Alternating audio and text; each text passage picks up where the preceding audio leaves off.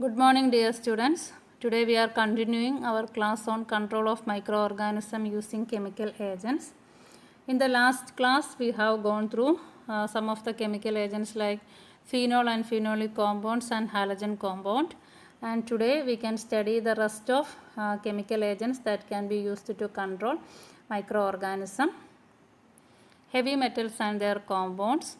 Most of the heavy metals, they are having antimicrobial action and they are effective in controlling microorganism. The most commonly used heavy metals include mercury, silver and copper. So mercury, silver and copper, these compounds are much more effective in controlling microorganism when compared to that of other heavy metals, and their derivatives are also used to control microorganisms. Commonly used heavy metal compounds, it includes zinc chloride. Zinc chloride, it is used in mouthwashes as an antimicrobial agent. Then zinc oxide, it is also used as an antifungal agent in paints. Then mercury chloride is used as an antiseptic in ointments. Silver nitrate, it is having both bacteriostatic and bactericidal property. It is used in eye drops to prevent ophthalmia neonatum, which is common among children.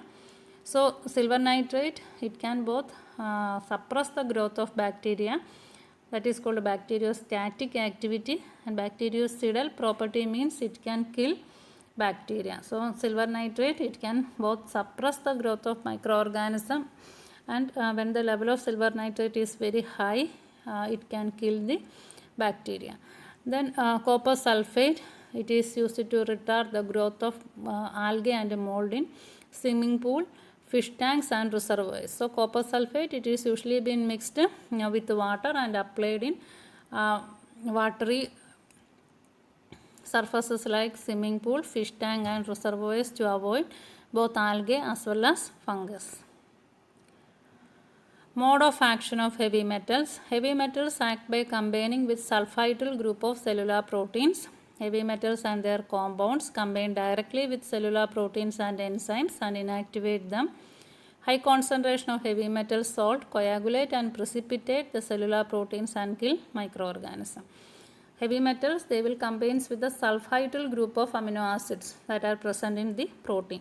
So sulfidyl group means SH group that are common in amino acids like cysteine, cysteine, methionine, etc. And these heavy metals, they will combine with the sulfidyl group and it will cause the coagulation and precipitation of proteins, and it will affect the enzymes and proteins and it inactivate them, and it will result in the destruction of the microorganism. Next is soap and detergent. Soap and detergent, they decrease the surface tension between microorganisms and surfaces, thereby help cleanse the surface. So soaps and detergent cleanse the surface or cleanse our body or cleanse the clothes by decreasing the surface tension between the microorganism and the substrate on which the microorganism is in contact. So soap, it emulsify the oily film on the body surface and remove microorganisms. So when we apply soap on our body, it emulsify the oily film on our body surface, and thus with that oily film, along with that oily film, the microorganism that get attached in our body also get removed from our body. And the soap act by solubilizing the cell membranes of the microorganism. So soap, it emulsify the lipid content of the cell membrane of microorganism, and thus it will destroy the microorganism. Detergents, there are mainly three types of detergents: cationic detergent, anionic detergent and non-ionic detergent. Cationic detergent is most significant germicidal agent. Quaternary ammonium compounds is a cationic detergent having germicidal action. So detergents are of three types: cationic, anionic and non-ionic. And cationic detergent is the most effective microbial agent that is having the germicidal property. And example of this cationic detergent is quaternary ammonium compound, and this compound is most effective against gram-positive bacteria. Detergents are also used as disinfectants, sanitizers and antiseptic, and they are used to disinfect hospital floor. So detergents are used to disinfect hospital floor, and they are most effective against gram-positive bacteria. And among detergent, cationic detergent is most commonly using because of its more germicidal property. Mode of action of detergent. Detergent kill the microorganism by denaturing proteins and enzyme and interfering with glycolysis.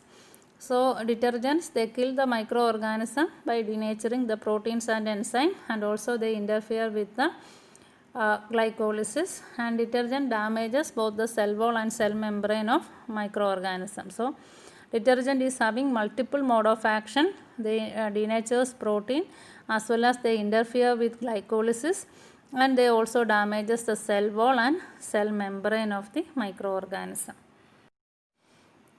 Aldehydes. Formaldehyde and glutaraldehyde are commonly used aldehydes. Both kill vegetative cells as well as spores.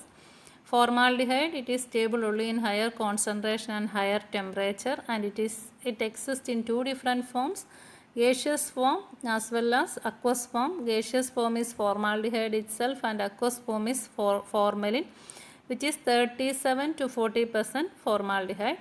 Then formaldehyde, that is the gaseous form, it is used as a disinfectant for sterilization of closed room, especially operation theatre. Then formalin, it is used for preservation of biological specimens, and it is widely employed for embalming purpose. For formaldehyde, it exists in two different forms, gaseous form formaldehyde and aqueous form formalin. Formaldehyde, it is used as a disinfectant for cleaning the operation theatre, and formalin, it is used as a preservative for biological specimen, and it is also used in embalming purpose. Then next is glutaraldehyde. It is used in 2% solution, which is effective against bacteria, fungi, virus and their spores. Then glutaraldehyde is used as a liquid to sterilize hospital equipment, mainly urological instruments and respiratory therapy instruments. So 2% glutaraldehyde is a good antimicrobial agent which is effective against most of the microorganisms including bacteria, fungi, virus and spores, and it is used as a liquid to sterilize hospital equipments, mainly urological instrument as well as respiratory therapy instruments. Mode of action of aldehydes. They inactivate microbial proteins by cross-linking the functional group in proteins. So aldehydes, they are capable of inactivating the microbial proteins. They cross-link a functional group that is present in proteins.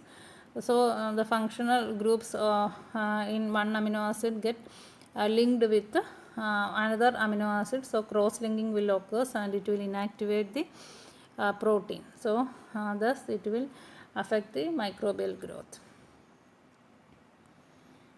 Next is gaseous agent. The most commonly used gaseous sterilizing agents are ethylene oxide, beta propiolactone, then formaldehyde and propylene oxide. So formaldehyde we have already discussed. Then beta propiolactone, it is a gas above 15.5 degrees Celsius.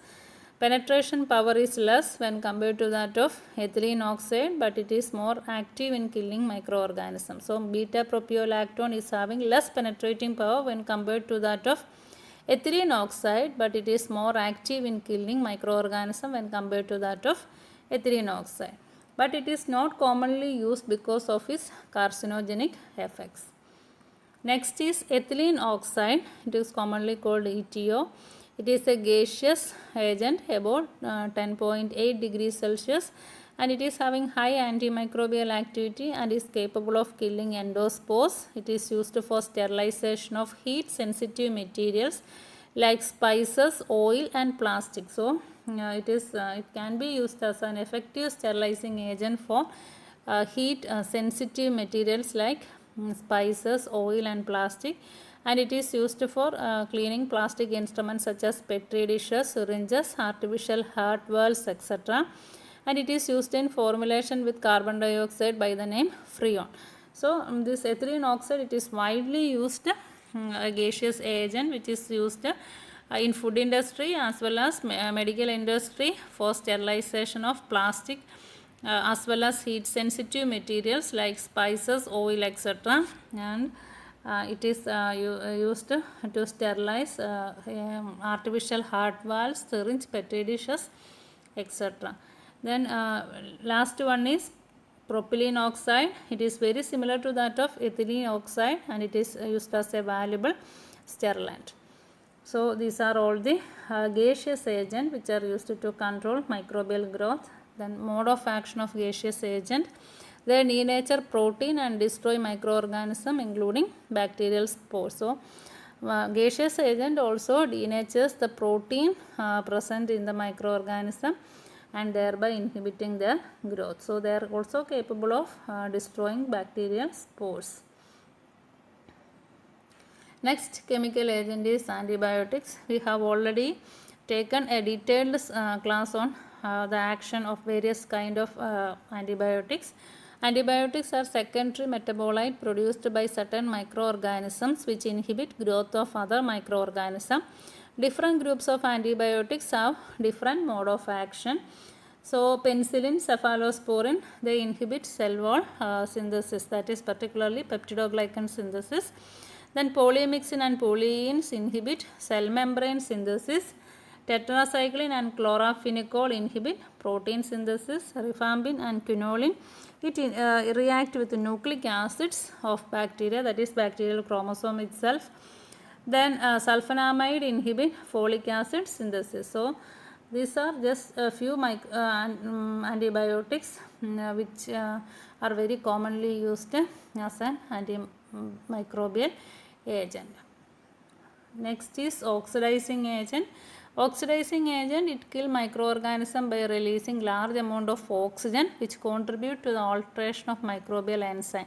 So oxidizing agent, they will release large amount of oxygen, thereby they will cause the alteration of microbial enzyme. So the release of the oxygen lead to the alteration of microbial enzyme. So commonly used oxidizing agents are hydrogen peroxide, benzoyl peroxide and ozone. So they are used as antimicrobial agents. And hydrogen peroxide, it is used on inanimate object and in food. It is also used on skin surface. It is if it is quickly broken by so in the when we apply it on the skin surface, this hydrogen peroxide get quickly broken by the enzyme catalase liberating oxygen. This oxygen causes a wound to bubble and thereby remove microorganism present in it. So if hydrogen peroxide is applied to a wound in our body, the hydrogen peroxide get decomposed into by the action of enzyme catalase and it will release oxygen. So this oxygen, it will cause the wound to bubble and so that the microorganism that were seen associated with that wound will get removed along with the bubble. Then contact lenses can be disinfected with hydrogen peroxide. Then benzoyl peroxide, it is also a oxidizing agent which is applied on the skin to treat acne due to anaerobic bacteria. Acne is a condition where oil glands of the skin become clogged, forming spots, pimples and sometimes cysts. So this pimple formation as well as cyst on our face and skin, it is due to the action of several kind of anaerobic bacteria, and benzoyl peroxide can be applied on the skin to remove such type of anaerobic bacteria. And ozone, it is the last oxidizing agent which is used to disinfect water, and where this oxygen released from the ozone, it oxidizes cellular components and thereby removing the cellular components of the microbe, thereby cause the removal of the microorganism. So ozone, it is used as a disinfectant in water, or it is used to purify water, where the oxygen liberated from the ozone, it will destruct or it will oxidize the cellular components of the microorganism. So mode of action of oxidizing agent. Oxidizing agent mainly act by releasing oxygen, which will inhibit anaerobic growth of microorganism. This nascent oxygen that is released will oxidize various cellular components, cellular proteins, etc. They inactivate those proteins and components and cause the death of microorganism. The last chemical agent is food preservatives. Now, foods can be preserved by using a number of organic acid to maintain a low microbial population. Example of organic acid which are used to preserve food include sorbic acid, benzoic acid and calcium propionic acid. Sorbic acid, it is used in a number of acidic food like cheese to prevent microbial growth. Benzoic acid, it inhibits fungi and is used in acidic food and soft drink. Calcium propionic acid, it prevents the growth of mold in bread and bakery products. So, most of the food preservatives, they are used to control either bacteria or fungi, and they are mostly acidic components, mainly organic acid. It is used to control or low down the microbial population. And sorbic acid, it is used in cheese, and benzoic acid, it is used in acidic food and soft drink. And calcium propionic acid, it is used in bread and bakery products to prevent the growth of microorganism. So, these are the chemical agents that are commonly applied to control the microorganism. So, thank you.